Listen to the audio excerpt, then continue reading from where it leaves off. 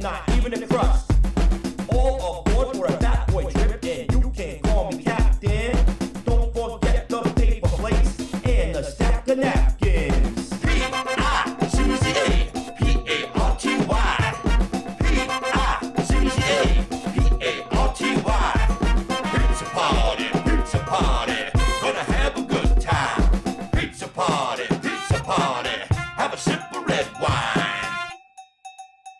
Yeah. Ciao, paisans! Number 10! Can you believe it? We made it to 10 episodes, and what an episode it's gonna be. It's the most wonderful time of the year. That's right, ladies and gentlemen, boils and ghouls, witches and werewolves. It's October, the All Hallows Eve season, and we are gonna really Halloween it up this episode. We got the regular cast of characters. Cousin Marty's coming by. Dr. Meadows cooking something upstairs. I can smell it already. And ladies and gentlemen, all the way from the frozen tundra up north, a man that I admire, a man I try to emulate, and a man that I have learned very, very much from, an icon in the DCC and general RPG community, Mr. Raven Croking. Daniel J. Bishop will also be joining us. On the ones and twos, DJ Elena Thompson's in the background. Thank you for helping us out and making me look halfway decent so my mother's not too embarrassed as I sell my soul to the greatest role-playing game of all times. Pow! Right in the kisser. Dungeon Crawl Classics. That's why we're here. This is what we're going to be talking about. Gather around the fire. Let's bob for some apples in the crypt of cool. I got some weird stuff today. Let's take a look, shall we? Well, let's start with our sponsor, Goodman Games. You want to run something spooky? Boom! I bought this for the cover alone. And man, once you crack it open, it gets even better. That's right, The Bride of the Black Manse by Captain Harley Stroh, one of the greatest. You know, if it's a Stroh, you're doing all right. All right, that's a 10 right there. This one, I haven't played it yet. I'm dying to play it. If anybody wants to play it, let me know, and we'll get something together.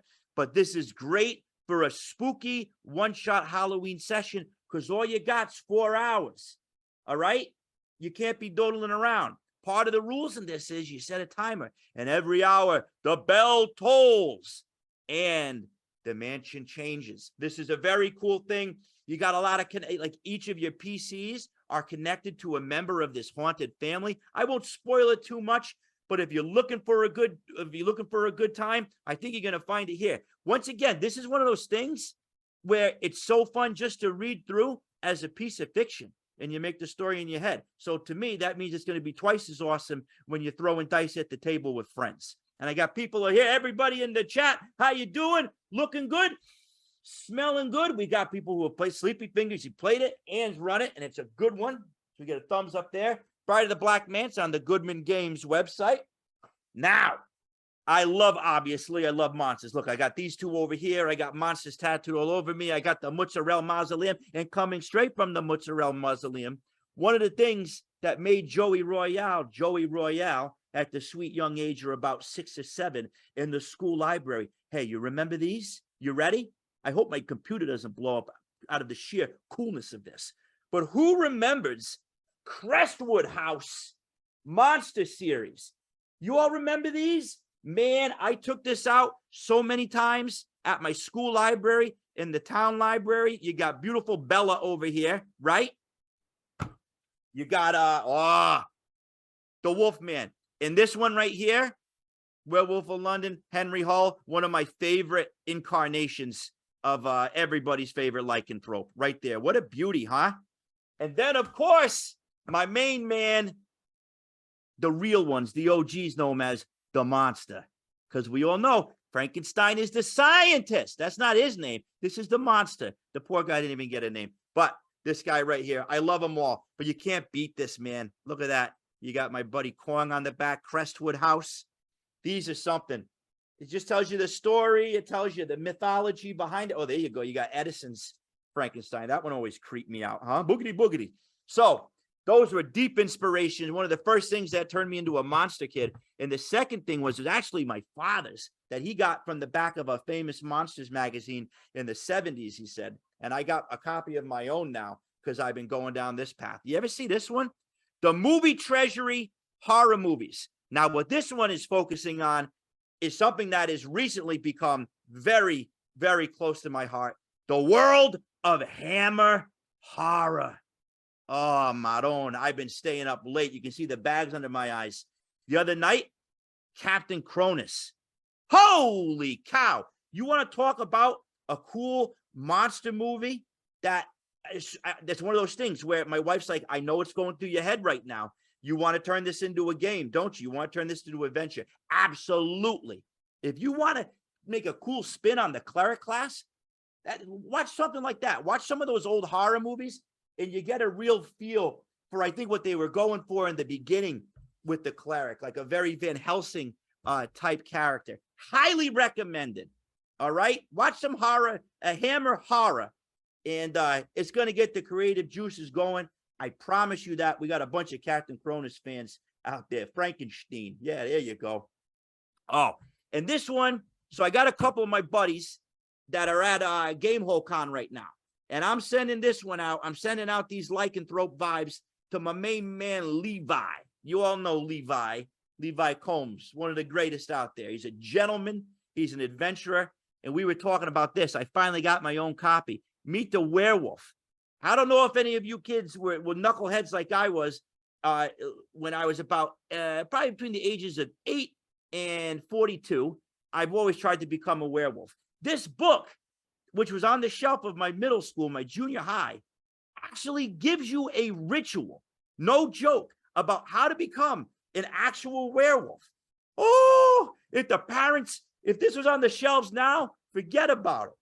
But it's an actual ritual. They tell you to carve the pentagram, you get the candle, telling kids how to become real life lycanthropes. This is a real rare one to find. But I'm going to tell you what I'm going to do. Because we're all friends here, I'm going to copy the spell. All right. And I'm going to distribute it out there to DCC World, all my friends in Spaghetti Land, so everybody gets a shot at becoming a lycanthrope, because this book is very hard to find. This is not one you could just find hanging around the local bookshop. This is between us. All right. Don't tell anybody. But let's just say this werewolf spell will fall off the back of a truck. Speaking about falling off the back of a truck, times are hard. We don't got a lot of money, So I'm introducing a new thing here. All right, tonight, for the first time only, I'm going to share the secrets of what goes on down here in the Mozzarella Mausoleum for the Halloween season. You can do it with yourself. You do it with your kids. Here's a little thing, okay? This is called Poor Boy Dungeon Crafting, all right? You don't got to break the bank. Here's what you need. You ever see one of these before? It's a stick. I got it out in the yard, all right? Most of you have these around you. And if you don't, well, I'll send you one in the mail, all right? It's a regular old stick. Here's what you do. You get a stick. You get a little bit of the Elmer's horse hoof. And you get one of these, all right? Toilet paper, Kleenex, whatever you want. Try to get one that doesn't have a lot of print pattern on it, all right? And not too thick. Then, this is what you do. You take the stick. You break the stick. You bend it a little bit, all right? You bend it just ever so slightly. And then where you bend it, like knuckles. I should have told you. We're making a finger. We're making a witch's finger. You bend it. You put cotton where the knuckles would be, cotton balls. Go upstairs, get a little bit of cotton balls, bend it where the knuckles should be so you have a little bit of padding. And now here comes the easy and fun part. You pour the Elmer's into a little cup with water, and you get yourself a lousy brush, because you're going to have to throw the brush away. You mix that together on the brush, and then you just lay the toilet paper on the stick, like so. You paint your solution of Elmer's glue and water on it, and you let it dry. I put it on the dehumidifier in the basement for a little bit, and it gets hard as a rock, all right? Then you take some shoe polish, or you take some of that like 99-cent apple cart crafting paint that you get at the store, paint it. You go to your Gumati's house, sneak into her drawer, and get some of her fake nails and put it on the end. And look what you got at the end. You got yourself a real cool witch's finger. You got like the brown mummified skin. You make the nail a little bit dirty. You cut it sharp, and there you go. But now what you want to do, you get a bunch of sticks and you go nuts, because once you start this and the elmer's getting in your nose, you can't control yourself anymore. And next thing you know, you make a whole mummified hand. Look at that bad boy. Almost anatomically correct. I put the nails on there. You get them a little dirty. And now, yeah, the finger of Vecna. There you go. Arts and crafts night. Yeah. So, very nice. But then now's the best time. You go to the dollar store, and for $1, well, actually not. Now they charge you like $1.25 because they're wise guys. You get some of those small foam skulls and you do the same treatment. All right. You don't even need to do anything to it. This next one I'm going to show you, I got right from the dollar store. I got the glue, I got the toilet paper, and I got some cheap brown paint. And then I got some, don't tell my daughter, but one of her Barbies got a haircut. Next thing you know, look at that little shrunken head. What story lies in there? Very simple to do. I built the nose up a little bit out of clay and put it Play-Doh, really. It's still soft. Put the toilet paper over it and it hardens. And then on the lips, to make it look real cool, you just roll the lips out of extra toilet paper and you just push the teeth back. And next thing you know, you got a guy looking like this. And that's where the Barbie hair comes in on the little goatee there in the eyebrows. All right. So there's something you can do for fun to kill a little bit of time before our inevitable demise. So, color things up a little bit. There you go. So that's Arts and Crafts with Joey Royale. Poor boy dungeon crafting. Have some fun with that. Checking the watch. We're right on time for our wisdom check of the month. I'm going back because I'm almost done with this book, but I found a couple of more cool things. What does Ray have to say today? Ray Bradbury on Zen in the Art of Writing. This is a chapter where he talks about the one thing we're always chasing, that dragon that we call the Muse. And he is very eloquent and he dives onto all aspects of the Muse. But we're going to talk about something here that I love because it really connects with me and hopefully it connects with you. Forgive me as I read from here. All right, so he talks about what's the pattern that holds all of this together with the Muse. If I have fed, this is so cool because it's about people like us.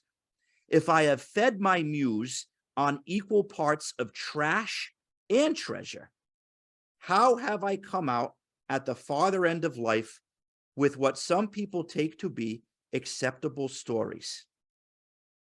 So before this in the chapter, he's talking about, the dime comics he used to read all the way up to Kafka's Metamorphosis. And he's really talking about how art is art, writing is writing. And if it excites you, then grab it. And don't worry about classifying it as junk food or as a beautiful regal buffet. It all contributes to what goes on up here and then what gets down on the page or on the table. I believe that one thing holds it all together, Uncle Ray Bradbury says.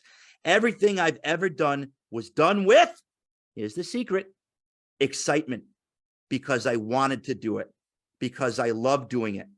The greatest man in the world for me one day was Lon Chaney, was Orson Welles another day in Citizen Kane, was Laurence Olivier and Richard III. The men change, the people change, but one thing remains always the same: the fever, the ardor, the delight, because I wanted to do, I did. Where I wanted to feed, I fed. I remember wandering stunned. Listen to this. I remember wandering stunned off a stage in my hometown, holding a live rabbit given to me by Blackstone the magician in the greatest performance ever. I remember wandering stunned in the papier-mâché Straits of Century of Progress exhibition in the Chicago World's Fair in 1933, in the halls of the Venetian Doges in Italy in 1954. The quality, here you go, listen, this is it for the month. The quality of each event was immensely different, but my ability to drink it in, the same. Ooh, I got goosebumps. I swear in my mother's eyes. I got goosebumps by that. Enjoy every single piece of it. It doesn't matter if it's the fast food joint or the fancy Italian place. There is joy and inspiration in each one of those. Never let anybody tell you that what you are into is trash, because you know what they say about trash. It's Joey's treasure. That's what I love. That's what I do. That's what we all do. So hopefully that gets the juices going. I got a real kick out of that one. All right. Low brow, high brow, eyebrow. It doesn't matter. All right. Wiggle what you got and enjoy it. So there we go. That's the wisdom check. I'm very happy, as you can tell. I love this show. I love being with all of you, and I love this time of season. I don't know if it's just me being in a better mood after the past couple of years, but have you seen the leaves lately? Have you stepped outside and seen how beautiful it is? Mother Nature did a particularly nice job this season, so well done to her. All right, Elena, it smells like there's something burning upstairs, and I hear somebody, it sounds like Cousin Marty. I don't know. He sounds like he's putting hair gel in. That doesn't make sense. I hear some squishing going on. Can we let these two knuckleheads in to see what's going on over here? Gentlemen. Go Paisanos! You dirty dog.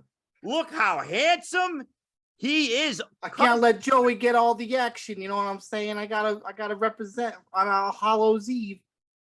Well, I'm flattered. I am flattered. You look beautiful. Look at you. Even got the scorpion bolo tie. Look at the hair. Cousin Marty. Woo! On point, baby. Oh my God. Walmart headed on sale for $5.99. Oh my God. My God. I've seen more bolo ties tonight in the last month, Ghost Squid said. Wow.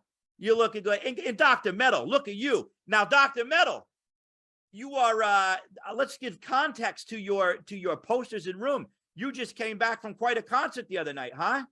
It was a wild night. It was all the stars can align in a 2-day window. Within 100 miles of the doctor's house on Sunday night, you could see Judas Priest. And on Monday night, Iron Maiden. Who would have thought that would have been the lineup in the year of 2022? Can you believe it?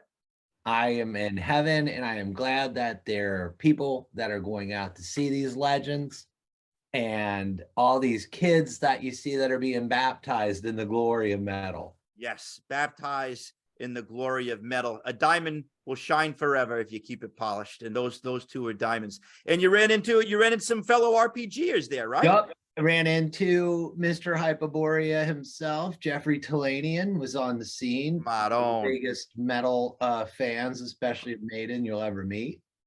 Beautiful. The contingent I brought with me. Unbelievable. So, Cousin Marty, boy, Yeah. it's hard to take my eyes off of you. It's like looking in a mirror, Joey. It's like, yeah, absolutely. I'm feeling funny. Broken mirror. Hey, a funhouse mirror, maybe. It's Halloween. What can you're the VHS guy, all right? Well, you're the you're a lot of things. I got a Halloween double feature. It's not your everyday Halloween picks. I went with something a little bit more Marty Royale, if you will. Sure. So pick number 1, The Gate. Oh, a cautionary tale on when not to read the liner notes on a record. Absolutely. Oh my God. Everybody in the chat, how could you gotta love The Gate, right? Hey, listen, everyone loves The Gate. But guess what? Guess what, Joey? You know what goes the best with The Gate? Gate 2. I knew it. Hey! So, Marty, tell me about. I've never seen Gate 2. Tell me about this one. So Gate 2 follows the neighbor kid. He becomes a demonologist and does a ritual with some bullies, and they end up getting themselves a familiar demon that grants them wishes, and all goes awry. Maron. Is it the same kid? The same metal kid from the first? I love that. It is. He was my favorite. Now, I think Was the Gate 1 a PG movie, a So rarity? interesting enough, Gate 1 is PG-13, but Gate 2 is rated R. Yeah, Dr. Metal was allowed to see Gate 1 when his mom took him to the video store at a young age, but Gate 2, that came a no-go. Yeah, Yeah. yeah, that's the thing. You know, I consider myself decently well read in that world, but Gate 2, because I love the Gate, and I recently showed it to the kids again. Like, oh, I watched it when I was holy cow, they were cowering. They were cowering. There's that one part with the zombie in the closet. I jumped. The dead family dog. Oh, the dog too, but there was the creepy zombie guy too. The eyeball in the hand, he stabs it. Oh my God, they nail it all. And the little guys, somebody's got to start up the little demons that they haven't already. Yeah, that's like that's the demon. It's like a bigger one in the second one that they get. Yeah. Oh, beautiful. Great, babe. Good to see you, pal. We're talking about the Gate. Marty's giving us some inspiration for Halloween. Beautiful. Gate 1 and Gate 2, and both of those are on actual VHS, part of the Marty Royale collection. The Marty Royale Diamondback collection. So on sale for $49.99. Oh, there you go. There you go. Better than Criterion. Yeah, exactly. You get a better deal with the Royale special. Now, all this talk about demons has made me a little bit hungry. So that's a segue. Nice segue, right? Woo! We're really doing high class tonight. Dr. Metal, what do you got for us tonight? What Dr. Metal's got a snack, but first I gotta pay some bills because we gotta keep the lights on down here and get those scalp tickets to Maiden for the next time they come around. Yeah. First thing, I'll give a shout out to the channel that we are on. If you did not get to see the interview with the legend himself, there's not too many people from the appendix that are still alive and producing. Go check this out. It's an amazing interview. Hats off to everybody involved with that. That was gorgeous. What a cool guy. Amazing. Big Elric fan. The other things I've got is a free plug to the Goodman Games is running a bundle of holding where you can get all of the horror titles, of which I'll display a few here, in PDF form for under $10 US, including such classics as The Corpse That Love Built. Played this one with Keith Nelson running it for Weird Frontiers. Cowboys and Frankenstein. It's a movie to play. Uncle Brendan's module right here, which I still haven't played because I'm hoping he'll run it for me. And one I got to play with our guest tonight, my friend John Hooks, Shadow Under Devil's Reef. Played it with our guest, Mr. Bishop, that's coming on tonight. I played a Idiot Warrior. So if you've ever played with me, that's pretty much my stock in trade. Speaking of our guest tonight, the creator of the all-time classic and what I consider one of the real starts of the creator third-party movement for DCC, the Irish Grinder. Tonight's dinner and snack it up is, of course, the Grinder. The Grinder. All the goodness that there is to have. Now, I've got a couple paisans from different parts of the country here. Yeah. So it's called a grinder up here in New England where the dock is now. Back in Ohio where he grew up, there's a little spot where it was called a hoagie. Then there were spots where they called it a sub. I don't know what a submarine has to do with a sandwich.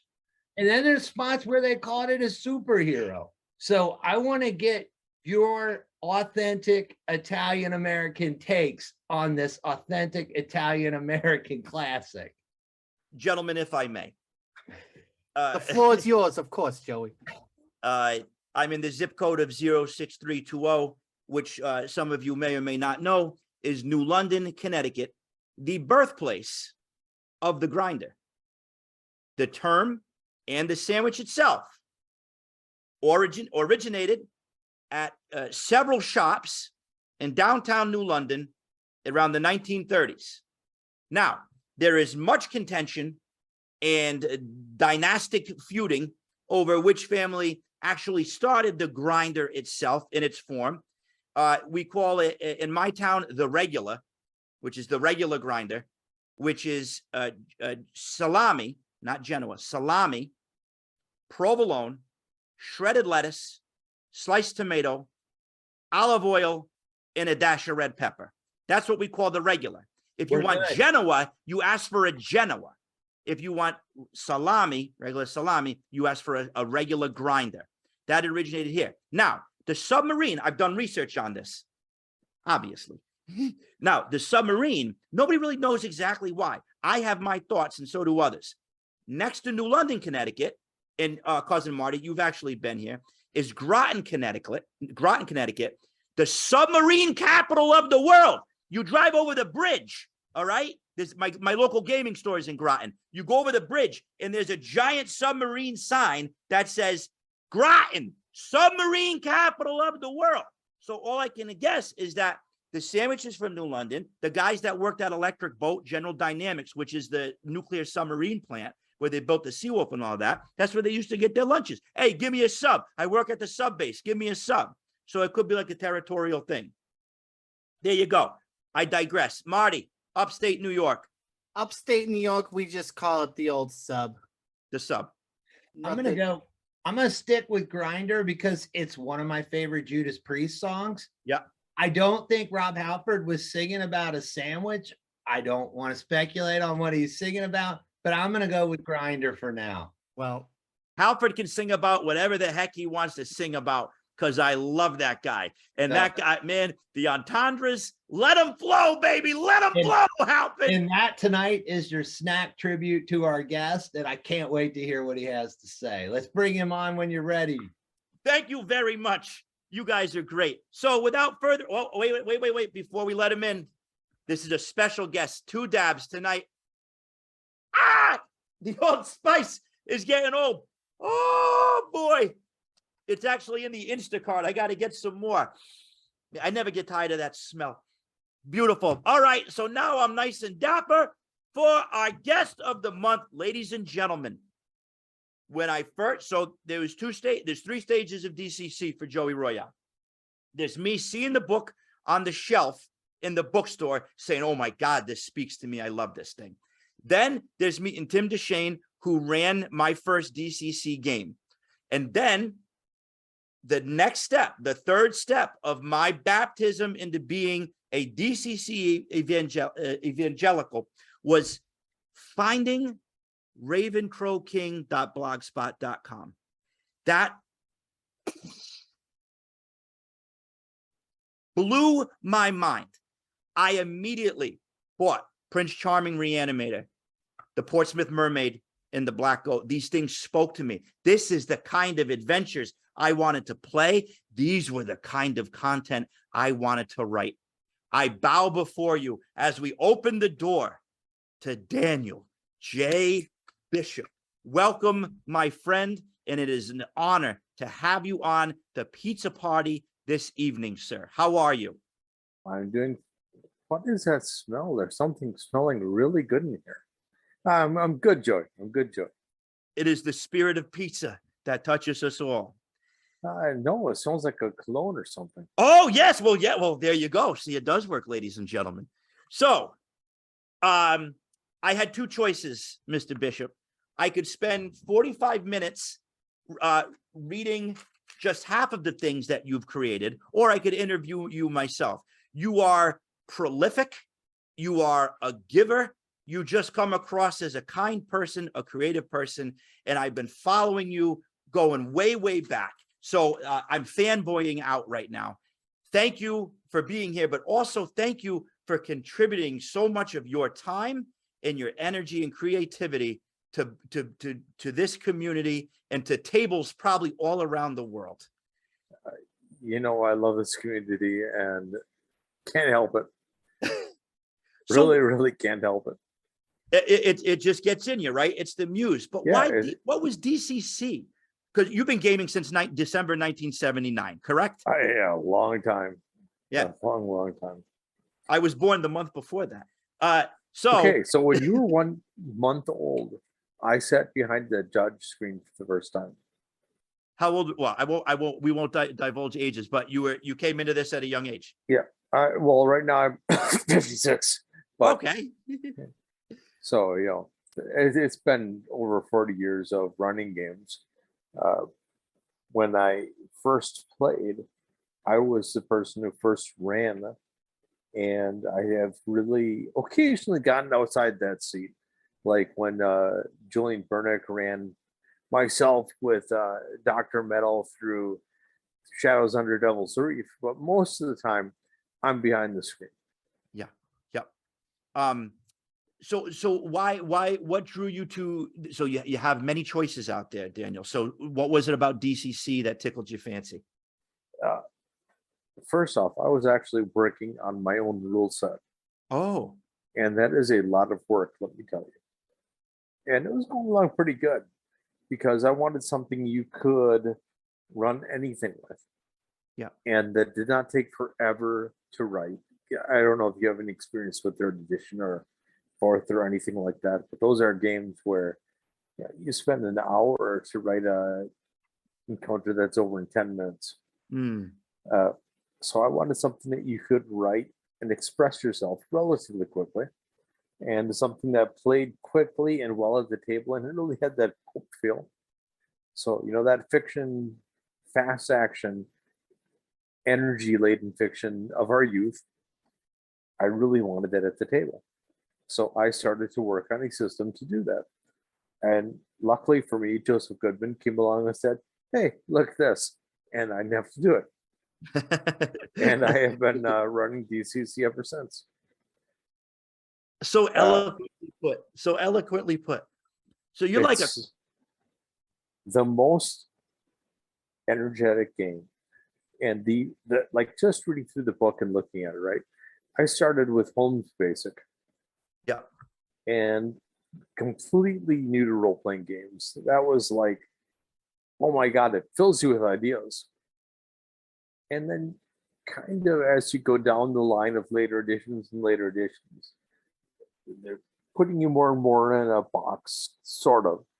And then here comes DCC, and it's like, here you are, filled with ideas again. I mean, it is great.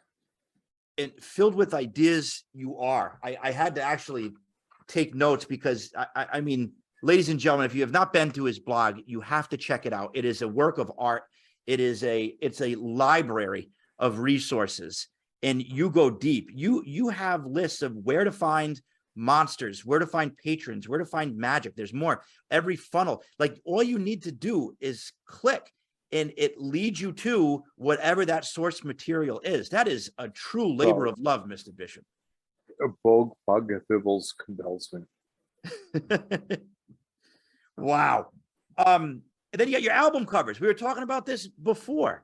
The album, tell us about, to the people who have not seen it. This is one of my favorites. When you talk about like creativity and things that can spark your creativity, I decided to do a series of posts, which are not done, but currently I'm doing other things, but based on various album covers. And I started with heavy metal covers.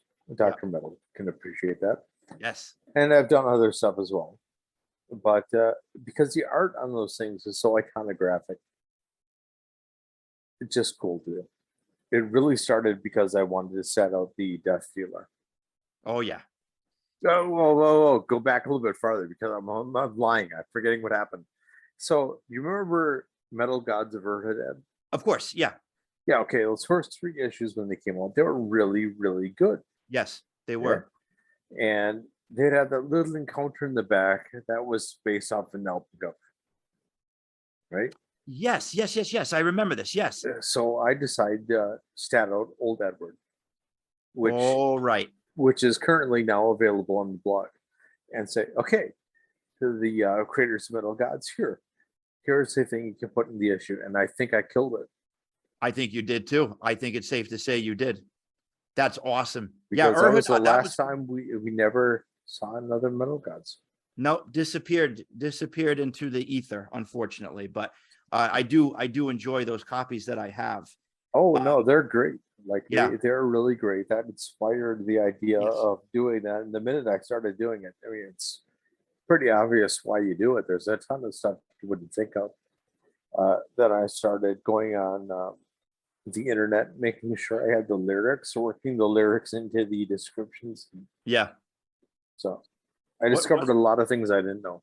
Yeah, one of my talking about that, I remember picking up a bunch of Molly Hatchet records at a yard sale because the Frazetta covers, and unfortunately the content doesn't match the art. I think it's like one of those Meatloaf scenarios where they were trying to get you in with the fantasy art of the time.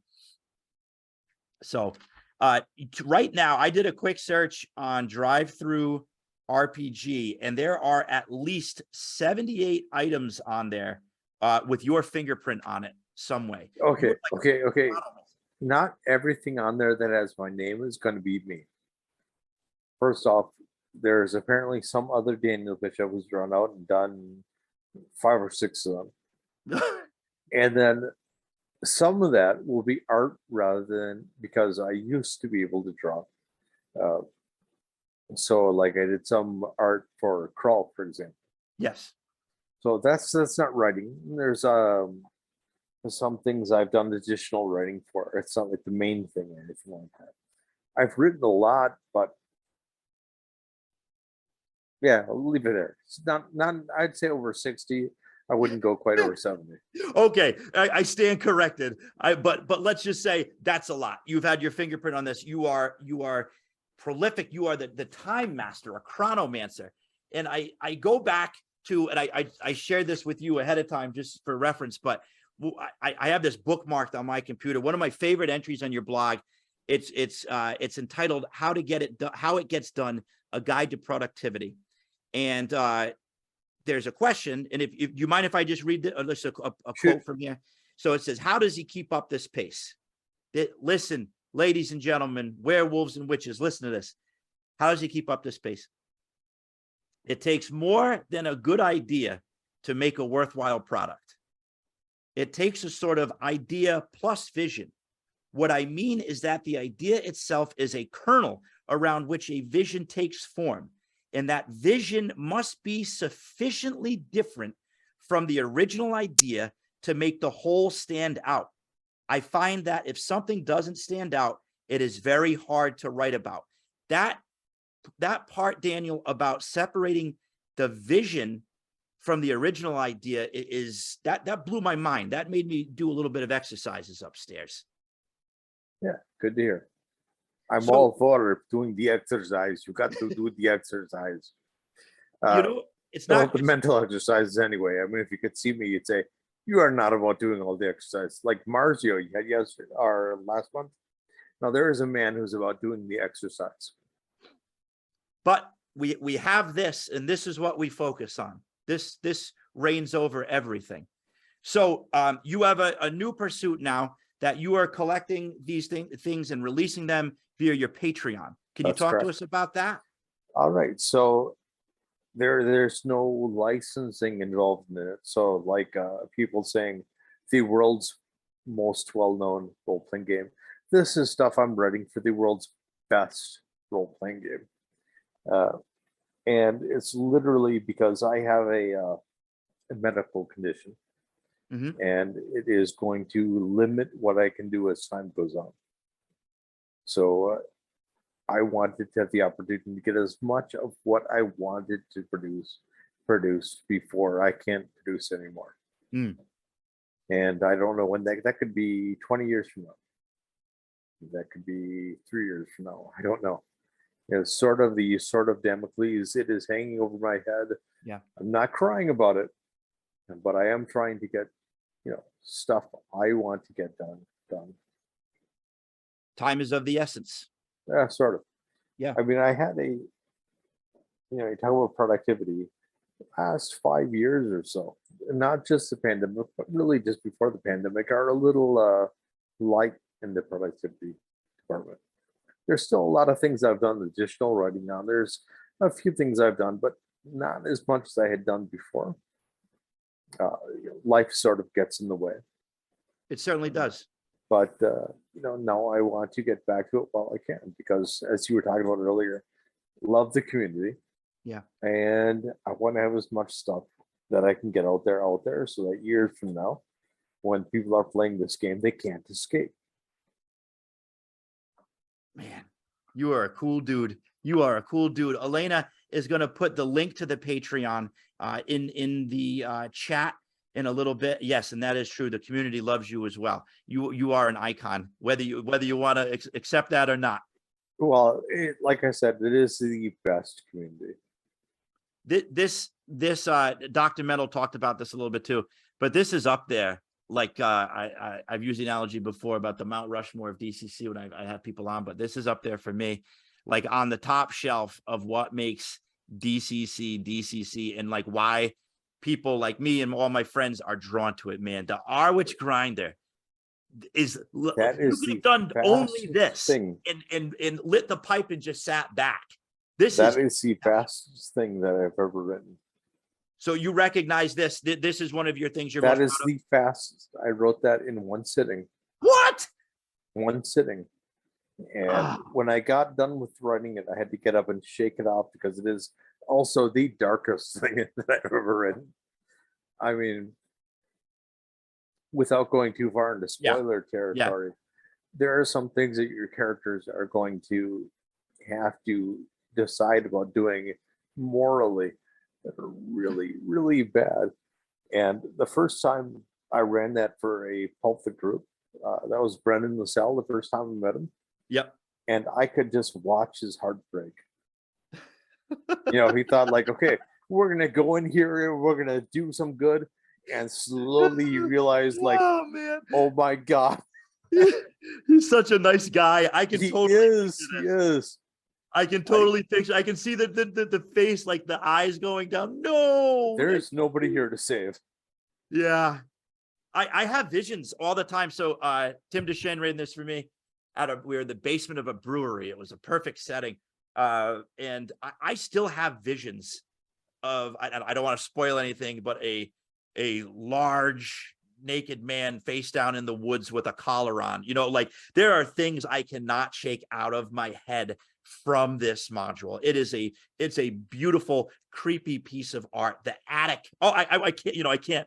I don't want to share, but it's been around for a really long time. Well done, man. Thank you. Super high five. I have not done it yet, but I do need to eventually do a reverse grinder. Ooh. Which is not the thing where you take the Kerwin side, but where they are, basically who are the bad guys completely reversed. And if you go in there thinking, okay, this is the Harwich Grinder, I know what to do, you end up doing even more horrible things. So then you end up doing dastardly. This is awesome, man. Awesome. What's coming up? I have an evil sense of humor. Anybody who even cracks this will see that. I want people to get into this Patreon. Friends out there, Daniel, let me just put it out there. All right. I'll take the mask off. I love you. You have done so much for this community. Wait, we want to. Where did Joey Royale go? That was my Halloween. Joey, there was another guy in here a minute ago. Yeah, as they put in the chat, how do we give you money? So we're going to get on the Patreon, everybody. Let's support our there friends. There is a tip only, which is cheap. Then you get 5 monsters a month. Then 5 monsters plus an encounter. Then 5 monsters plus an encounter plus an adventure. And then the one you get some say in what kind of adventure there is. And as I have to playtest things, it gives me a pool of people who are willing to playtest. Oh man, that's and in fact, this Sunday I will be running for the highest tier. The Invisible Man has risen from the grave. Oh, whoa! Really? I almost lost my mask on that one too. My cheeks went up and popped it up. Really? The Invisible Man has risen from the grave. Oh man, ladies and gentlemen, you're getting a bargain here. You get to party with a superstar.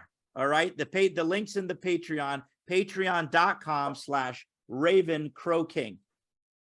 Awesome. So thank you for the kind words. Well, I mean, man, I really, you have sparked so much. When I saw the black goat, that that was like, oh my God, I eventually have to meet this guy. That's Okay, that's so crazy. Let's talk the Black Goat for a second. Yeah, please. Okay, there are 2 humanoid groups in the Black Goat. Yeah. Right? Yes, yeah. In the mountain. Those 2 humanoid groups are both based off of bog standard humanoids from the book with the Make Monsters Mysterious variation in humanoids from the damn book. Oh The man. book is so good that if you don't have an idea to start with, it will give you an idea. Wow. All right. Thanks for pulling back the curtain on that. And then you have your Wait. I'm going to call him Joseph Goodman now. I have to pay him royalty. What? Oh yeah. No. That's why this community is so great. Like even like not even. Well, no, but yeah, you got it. Like that. If you don't look at the variations of the death throws, the first thing I wrote for DCC was Bone Horde of the Dancing Horror. Yep. Right, and that is completely about everything else we dimmed. It is completely about the death throws. Oh man. So you it's just, defeat the one creature, now you got another problem. Yep. Amazing. So taking it from the source book and turning into something on its own that really stands up proudly. One of my favorite games I've ran as an early judge was Prince Charming Reanimator. Lovecraft meets folk tales, fairy tales. That was ingenious. I had a blast running that. I am so glad. Yep. I had a blast writing that, and it does give you the opportunity to bring Herbert West to a whole new generation. You had mentioned something before, and I saw it in person as I was playing it. And this is it's a perfect Goldilocks thing. You give just enough information that it's flavorful and there's a great taste to it. It's seasoned well, but it's not giant boxes of text. You give enough room for the judge and for the players, directly and indirectly, to make decisions on their own. You really, in your modules, build worlds that you can interact with, where you're not sticking to a script that, like you said before, will take 30 pages to get 10 minutes. But who wants to do that? I don't know. Who wants to stick to a script? What's the point of that? Yep. Every day we got to go to a day-to-day job. I don't know if you do. I do. There, I've got to stick to the script. Yep. Right. I'm not running a game to do that.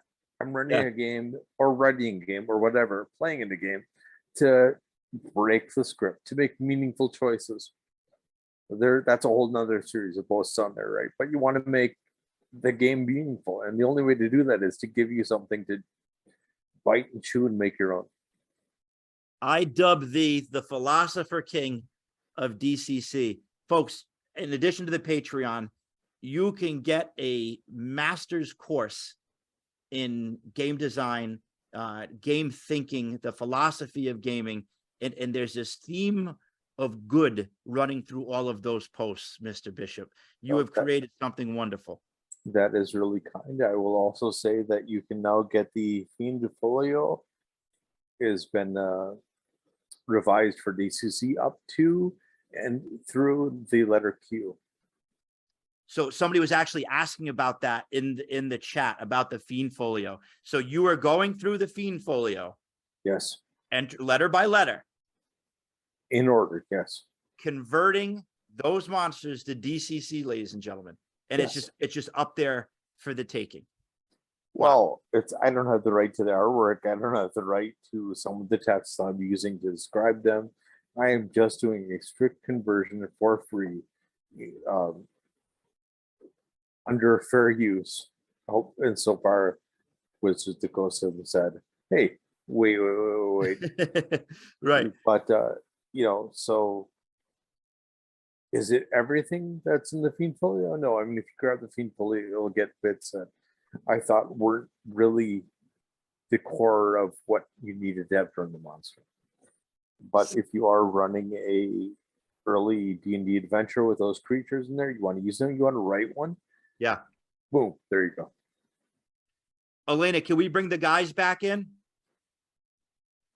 Daniel, Sky 2 in the chat wrote, yes, his dispatches from the Raven Croking series has great advice on running games and can be purchased print on demand on Drive Through RPG. I need that on the shelf. That's awesome. So we can get these printed. Yes. Amazing. we live in a golden age of print on demand, Yeah. and as our costs go up and up, who knows how long that's going to last. You guys I brought my cousins in because we got to talk about this, Daniel, before we close down for the night. Yeah, Daniel, right, LaSalle man. LaSalle man, Daniel, stand it up. The LaSalle man, this mysterious man that was sent to me all the way from the back bogs, or as my previous guest taught me the word, the billabongs of Georgia. Right here, tell us about the LaSalle man, Mr. Bishop. Okay, well, I figured LaSalle man is burning the cell. Yes. So I gave him the manic energy power. Sorry about that. So I gave him the manic energy power because anybody who's ever met the man knows that he has vast reserves of energy. Yeah. You gave him I think you said last show that his head was a time traveler's head from Micronauts. Correct. Yeah. So I gave him the time travel power, including the ability, to see alternate futures, and therefore it gave him great initiative and reflex and armor class, but plus the ability to go into the microscopic universe. Yes. So we don't get sued. Yeah. Right.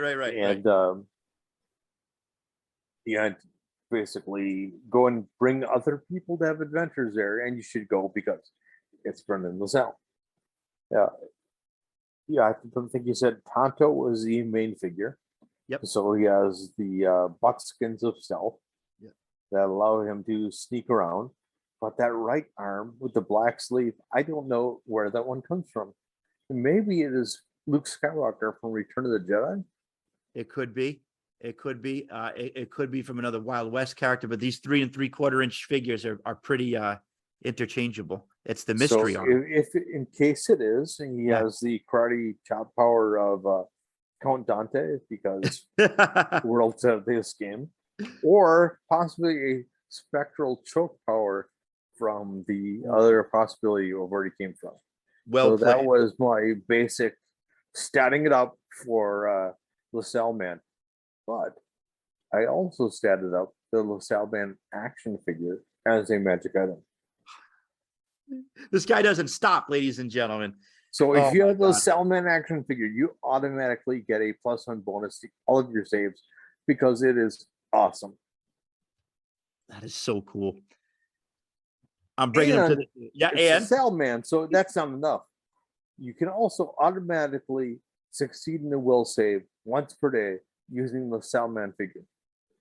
But because it's Brendan LaSalle, it is so awesome that it might automatically recharge 1 in 7 chance, and you can use it again that day.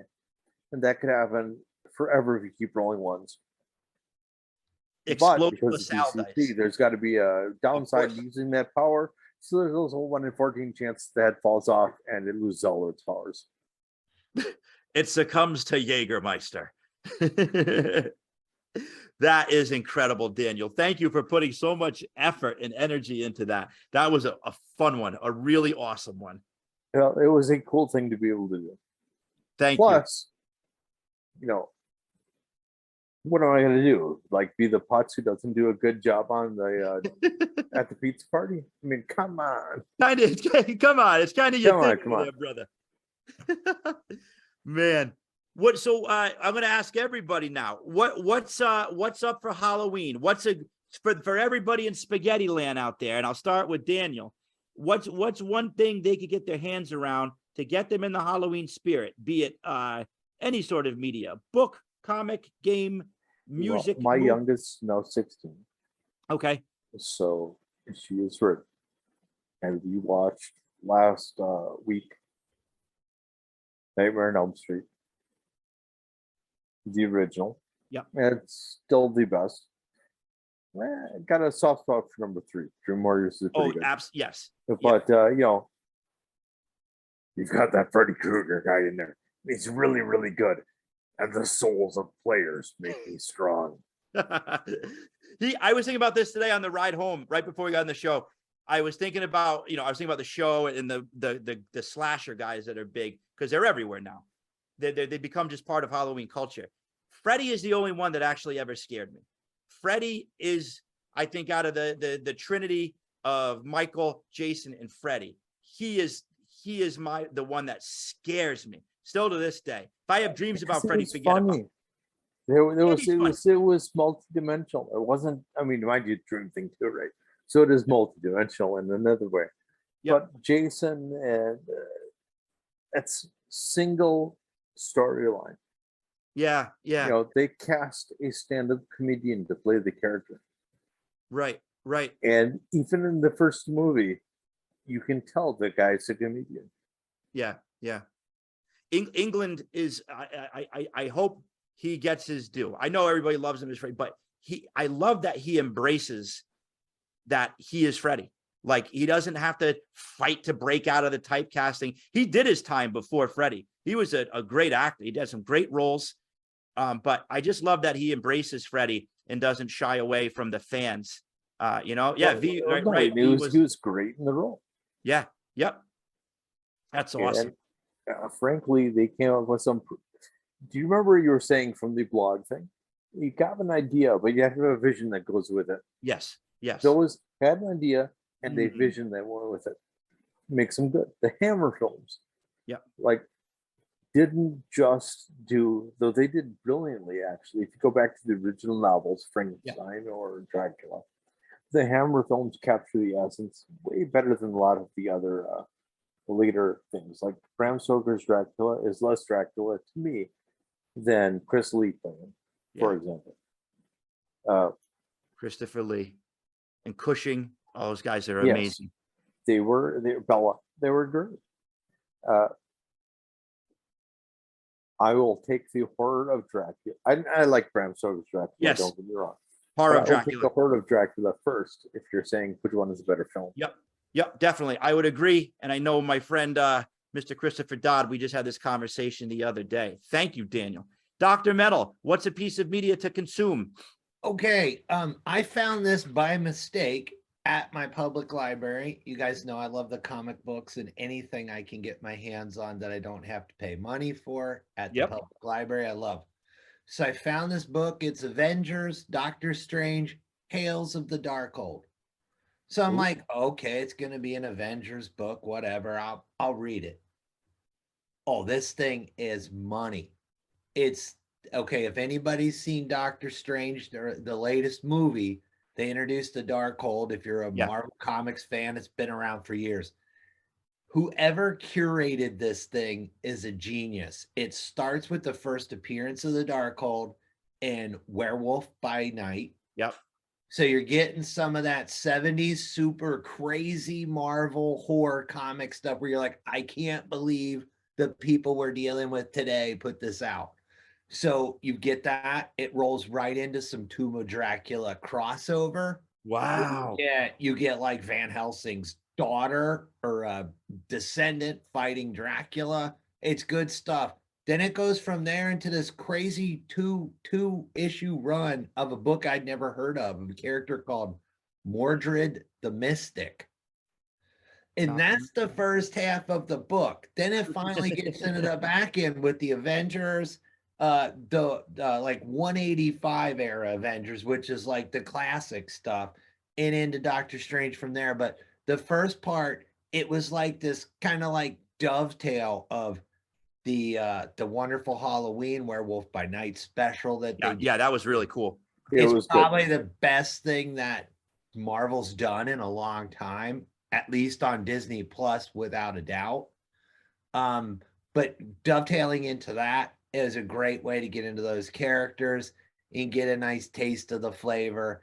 And I love that they're really, somebody had to go back and say, I want to put a collected book about the Darkhold together for you. So it's called Doctor Strange, the Darkhold? It's Doctor Strange and Avengers, Tales of the Darkhold. Tales of the Darkhold. Yeah, I'm getting that, definitely. Yeah, it's just a like a 400-page collected book, and it's really worth the read. Outside of that, I'm gonna watch Phantasm. That was mine. The answer is always Phantasm in the world of Royale. And then I got my cousin shaking his head. What do you got a problem with Phantasm for? I'm not a big Phantasm fan. Come on. I'm going to tell you right now. Here's a cool metal fact for you that I just learned. The doc knows a lot, but I didn't know this. Director, I'm going to butcher his name, so I won't even say it. Pasquarelli. Yeah. Directed which Dio video? Is it Holy Diver?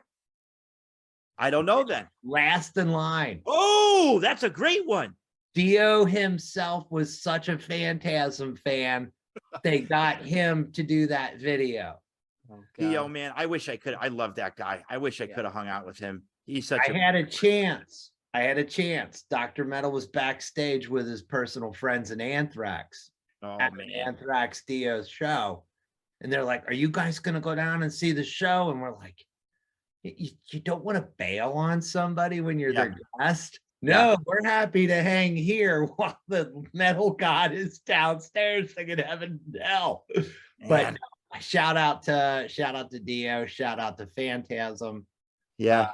Somewhere in my Crypticool, I have a Dio 8x10 autographed. Do you picture. really? Yeah, it just says Magic and then Ronnie James Dio on it. So cousin Marty, you showed us the gate. What I'm gonna ask you something. What's a non-movie Halloween thing? Oh, see, you're killing me. Non-movie. Like on Hulu, they got all the Treehouse of Horrors you can watch from The Simpsons. Oh, cool. So I've been watching that. Yeah. So I'm a movie guy though, Joey. I don't know. All right. We only got a couple minutes. What's one movie that people might not have seen that they should watch? Monster Squad. Yeah, definitely. Good one. You got all the monsters. Highbrows with your Draculas and your Frankenstein's monsters. Monster Squad, hands down for me. It's a good one. Yeah. It's a very good one. Wolfman Has Nods. Absolutely. Never saw it. Ever? Oh, you'd like it. You'd like it. I know. I think it was there a TV show version of that in the 70s? In this, unrelated. Okay, so that's what I grew up with, and then this was a little bit separate. Past the Doctor. There's no connection between the two other than the name. Yeah, I remember the one in the 70s. All right. So we're almost at the end. I want to share one more thing with everybody. I recently found a copy of the first chapter book I ever read as a kid, From the Mixed Up Files of Miss Basil Lee Frankweiler. And it's about two kids who run away to the Museum of the Metropolitan Museum of Art. And something I was just finishing it. This is at the end of the book. And sure, great, Matt. We'll do some holiday trivia. But I want to read this because this has a lot to do with the creative process and not burning out and taking breaks for yourself. So humor me. Claudia said, she's the protagonist, but Miss Frankweiler, you should want to learn one new thing every day. We did even at the museum. No, I answered. This is Miss Basil Lee Frankweiler. I don't agree with that. I think you should learn, of course, and some days you must learn a great deal, but you should also have days when you allow what is already in you to swell up inside of you until it touches everything, and you can feel it inside you. If you never take time out to let that happen, then you just accumulate facts, and they begin to rattle around inside of you. You can make noise with them, but never really feel anything with them. It's hollow. Take a day to process all those wonderful things in your head. You don't always have to be creating, because if you're always pushing yourself like that, you're going to burn out. Everybody needs a day off to sit and think and look at the colors that are outside. Daniel J. Bishop, you're a gentleman, and I look up to you. Thank you very much for all that you've contributed and for your time. My pleasure. I'm glad to be here.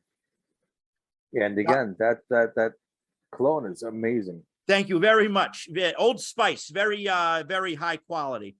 I got to tell you. Oh, I thought that was sporty. So, this time of year, pumpkin. Pumpkin. Oh, yes. Yeah, a little pumpkin behind the ears. Dr. Metal, cousin Marty, you're the best cousins a guy could ask for. And Elena, I literally could not do this without you. You are a gem. Thank you for always being there for me. Thank you to everybody in the stream. Happy Halloween. I hope you get a ton of candy. Be kind to each other. And I love you. Neon Lord, cousin Marty, can you send us out? I sure can. with some Hard- words of wisdom. Every Go ahead. time. Hard work pays off. Dreams come true.